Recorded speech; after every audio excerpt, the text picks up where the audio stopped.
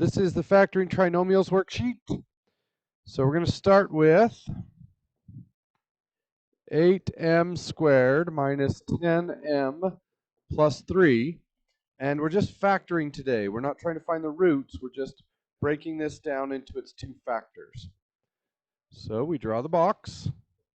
We stick 8m squared in the first one and 3 in the last one. Multiply those together. 24m squared. Now, the fact that this is positive tells me that the roots or the factors have the same sign. So it's either plus plus or minus minus. And this tells me that it's going to be minus minus. The factor pairs for 24 are 1 and 24, 2 and 12, 3 and 8, 4 and 6, and 5 doesn't work. And then everything's negative. Can I create a negative 10 using one of those sets? Yes. So I put in 4x or negative 4x and negative 6x. Now what do the two terms on top have in common? A 4 and an x.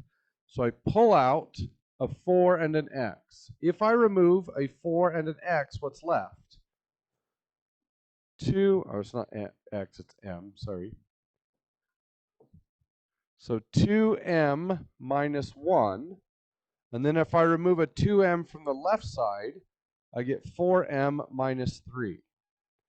So my factors are 4m minus 3 and 2m minus 1. Okay. Look at number 3. n squared plus 3n minus 18. Now there is no leading coefficient shown, or the leading coefficient is 1. If the leading coefficient is 1, you can use the factor box if you want, or if you would rather just look at 18, 1 and 18, 2 and 9, 3 and 6, 4 and 5 don't work. Can I use one of those sets to create a 3? And the signs are different. The bigger one is plus. Does one of those number sets give me a 3? Yes. This, so it's n minus 3 and n plus 6. Okay. All right. Look at number 13. Do I have to use the box on number 13? Sort of.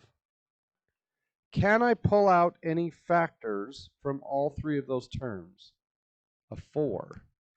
So if I pull out a 4, what's left? P squared plus P minus 6. Do I need this 4? Well, it is a factor. So it is part of the solution. If we were finding the roots, that 4 has no bearing on the roots, and we could just throw it away. Okay? So 4 times factors of negative 6 that add to be 1 would be P plus 3 and P minus 2. Now, what if you use the box on that? Well, you don't need to write this down, but just watch this, because sometimes you won't realize it, and this will happen. So we stick in 4p squared and negative 24. Multiply those together, and I get negative 96. And I'm looking for a 4p. So what goes into 96? 96 divided by 9. Nope. Divided by 8. That's it. So it's going to be 12p and negative 8p. What does the top row share? A 4p. I pull out a 4 and a p, and I get p plus 3. and I pull a p out of the left side, and I get -8.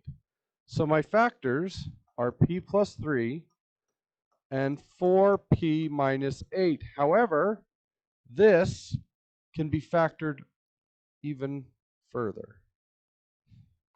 So I would need to pull a 4 out of that, and I get 4 times p plus 3 and p minus 2, and that matches this one. So if you forget to pull out the greatest common factor, you can still factor using the box, but you will need to pull that factor out in the end. All right, I'm going to throw the answers up on Canvas so you can check them. Get to work.